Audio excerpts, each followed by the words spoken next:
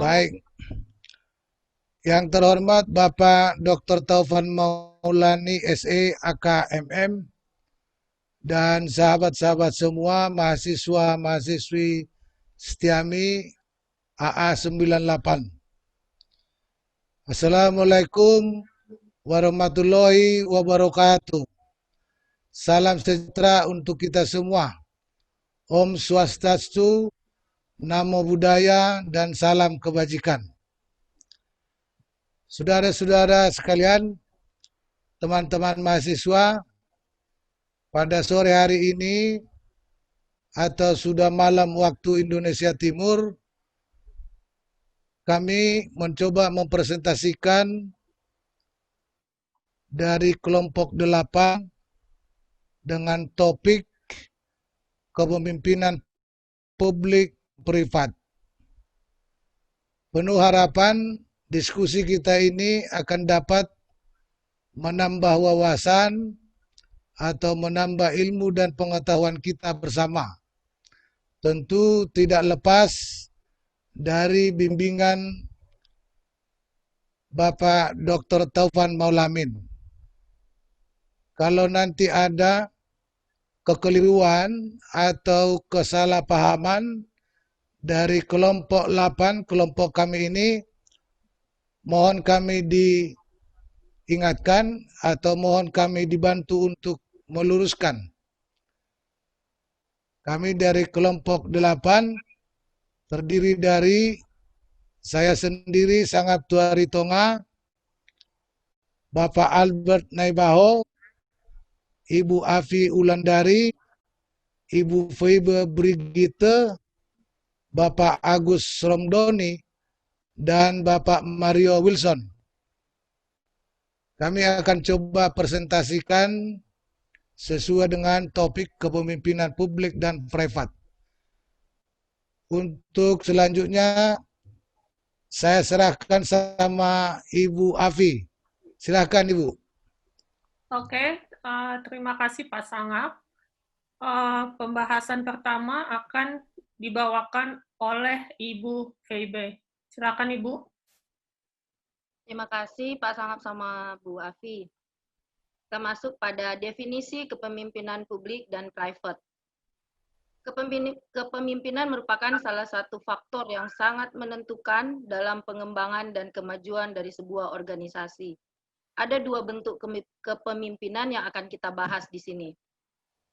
Yaitu satu, kepemimpinan publik adalah kepemimpinan yang ditujukan untuk melayani kepentingan publik atau masyarakat umum.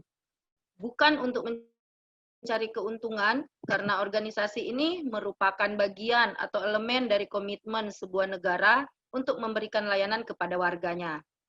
Kemudian kepemimpinan private atau swasta adalah kepemimpinan yang ditujukan untuk melayani kepentingan perusahaan atau para pemangku kepentingan lainnya, termasuk memberikan penilaian kinerja dan semangat kepada setiap individu dalam suatu organisasi perusahaan tersebut. Kita bahas pertama kepemimpinan publik. Harapan terbesar terhadap kepemimpinan publik yaitu pemimpin yang dapat diterima dan mampu melayani masyarakat. Kepemimpinan publik sangat diharapkan mampu melakukan perencanaan, perorganisasian, dan memberi kekuasaan pada orang lain. Kemudian mampu membawa perubahan dengan tujuan dan visi yang jelas bagi kesejahteraan rakyat, dan mampu menghadapi tantangan global dan memiliki kemampuan dalam pemecahan masalah dan pengambilan keputusan. Kepemimpinan publik memiliki tantangan yang lebih luas atau besar dan dinamis serta kompleks. Tantangan global telah menembus batas level pemerintahan dan sangat berpengaruh ke berbagai sektor, komunitas, dan bangsa secara luas. Oleh karena itu, kebutuhan dan harapan akan leadership sektor publik yang sangat efektif sangat dipahami karena memiliki peran yang sangat penting dalam menjawab tantangan masyarakat. Oke, Pak Albert, selanjutnya.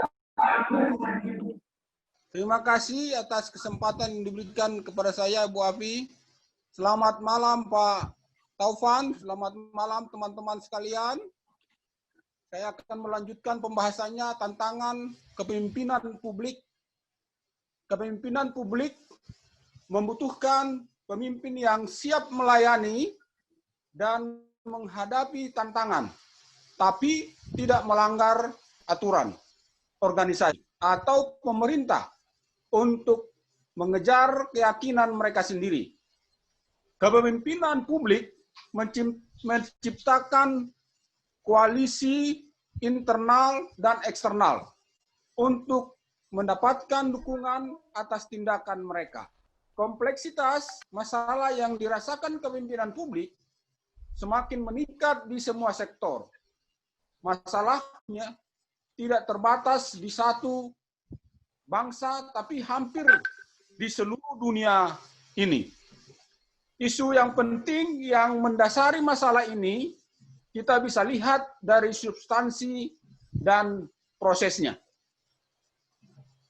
Masalah substansi. Tantangan yang dihadapi adalah ancaman global tentang isu terorisme. Kita sudah sering mendengarkan tahun-tahun yang lalu ada banyak ancaman terorisme di negara kita ini, dan juga keamanan publik, persoalan lingkungan, global warming, dan ancaman kesehatan publik seperti yang terjadi sekarang ini, yaitu pandemi COVID-19. Dan pandemi ini berpengaruh hampir ke 120 negara. Jadi bukan hanya terdampak di Indonesia saja, tapi terdampak di sekitar 120 negara. Isu krisis kredit di sistem finansial dunia, ketimpangan fiskal, disandingkan dengan gerakan anti pajak, infrastruktur, adanya batasan sumber daya, kurangnya fasilitas kesehatan, dan bantuan sosial.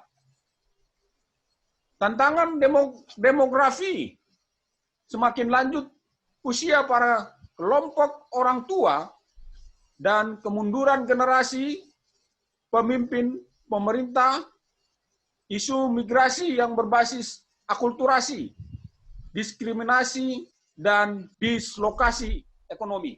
Masalah proses yang dihadapi adalah sinisme dan alienasi yang luas, rendahnya kepercayaan ke institusi pemerintah dan institusi yang besar. Maka perlu adanya transparansi dan standar etika yang lebih tinggi. Perlu kinerja pemerintah yang lebih tinggi dan pengukuran kinerja yang lebih baik lagi. Menjaga prinsip akuntabilitas, perlunya keterbukaan pada organisasi pemerintah. Kecepatan teknologi, komunikasi modern, menghemat waktu dalam memikirkan alternatif dan pengambilan keputusan. Membedakan substansi dan proses akan menciptakan satu perspektif yang membentuk pemahaman sehingga dapat dilakukan pendekatan ke isu terkait. Oke, terima kasih Pak Albert. Selanjutnya akan dibahas oleh saya mengenai teori kepemimpinan sektor publik. Ilmu kepemimpinan sektor publik, meski banyak dibutuhkan dan banyak terapan di dunia real, sebenarnya masih terbatas. Kajian sektor publik cenderung difokuskan ke leadership politik orang besar atau great men, yang menjadi leader politik dan ke sifat atau karakteristik individualnya. Pustaka kepemimpinan sektor publik difokuskan ke pemimpin politik, dan tidak heran fokusnya mengabaikan perbedaan atau kritis dalam sektor publik antara leader sebagai individu dan leadership sebagai proses. Fokus dari literatur kepemimpinan mengindividukan leadership, tepatnya melihat leadership sebagai individu yang mempengaruhi individu atau kelompok lain. Leader dianggap sebagai visioner, heroik, transformasional, transaksional, karismatik, inspirasional, fleksibel, sensitif, inovatif, tapi tema yang sering dijaga adalah bahwa leadership adalah individualis. Kepemimpinan otoriter yang kuat dan tunggal yang sering terlihat di dalam budaya tidak tepat dengan kebutuhan modern akan leadership dan perubahan. Oke, selanjutnya saya berikan kepada Pak Agus Romdoni. Silakan Pak. Baik, terima kasih Bu Afi. Selanjutnya, kepemimpinan private. Pemimpin private sering diberi wewenang dan tanggung jawab untuk memimpin suatu organisasi swasta, di mana orang tersebut harus, 1, memiliki kekuatan untuk mempengaruhi orang lain untuk melakukan sesuatu dengan benar. 2, mampu memberikan arahan, membangun visi yang menginspirasi. 3, dapat menciptakan sesuatu yang baru atau memiliki kreativitas. Organisasi milik kelompok yang dibentuk dengan tujuan utama untuk memperoleh profit atau laba sebesar-besarnya dan memberi layanan hanya kepada orang-orang tertentu atau terbatas. Organisasi ini bergerak di berbagai bidang dan kadangkala juga bergerak di bidang yang sama dengan organisasi bentukan pemerintah atau publik. Di dalam sebuah perusahaan atau lingkungan kantor, seorang pemimpin selalu dihubungkan dengan jawaban atasan. Kepemimpinan private bisa mengurangi beberapa perilaku yang kurang baik dari setiap individu yang ada dalam organisasi. Selama ini, organisasi bisnis bersaing dengan basis produk dan pasar.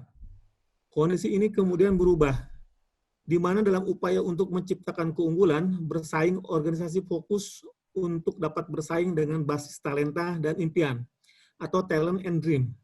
Singkatnya, organisasi harus selalu bersahabat dengan perubahan, in friendship with change, dan berpandangan jauh ke depan agar menjadi pemimpin perubahan itu sendiri. Oke, terima kasih Pak Agus. Selanjutnya Pak Ritonga. Baik, terima kasih Ibu Afi. Selanjutnya kami akan bahas tantangan kepemimpinan private. Dalam era global, dunia menjadi tanpa batas, borderless. Dinamika lingkungan bisnis telah membawa organisasi bisnis menuju kondisi bisnis yang mengacu pada pasar global. Aturan main dalam bisnis mengalami revolusi yang sangat cepat. Perubahan telah memunculkan the new rule of the game dan organisasi bisnis dituntut dapat bertindak cepat dan fleksibel demi eksistensi dan perkembangannya di masa yang akan datang. Perubahan lingkungan berjalan dengan cepat, kesiapan kreativitas, inovasi, dan responsif terhadap perubahan-perubahan sangat diperlukan. Organisasi dihadapkan pada berbagai peluang dan sekaligus tantangan yang semakin kompleks. Kemajuan teknologi, komunikasi dan informasi, transportasi, serta teknologi di bidang manufaktur berimplikasi pada perubahan strategi organisasi.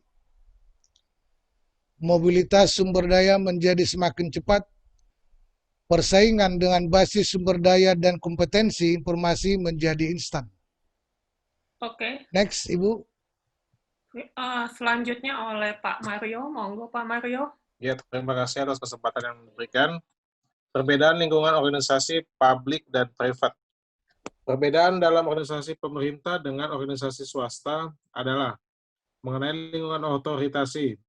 Dalam proses kerjanya organisasi publik harus terlebih dahulu mengurus dan mendapatkan izin atau legalitas, sedangkan organisasi swasta mempunyai lingkungan organisasi seperti dewan komisaris ataupun rapat umum pemegang saham. Tidak jauh berbeda, namun prosesnya tidak sekompleks organisasi pemerintah. Pengelolaan tugas organisasi. Seseorang pengelola organisasi publik selalu berhadapan dengan tantangan tugas dan kompleksitas yang lebih rumit daripada organisasi bisnis. Namun perbedaan tingkat kesulitannya tetap tergantung pada kondisi dan situasi masing-masing organisasi itu sendiri. Sektor privat selalu memiliki masalahnya sendiri, meski begitu dan tetap begitu sampai sekarang. Tujuan yang ingin dicapai, salah satu unsur besar untuk membedakan antara organisasi publik dan privat adalah tujuan akhir.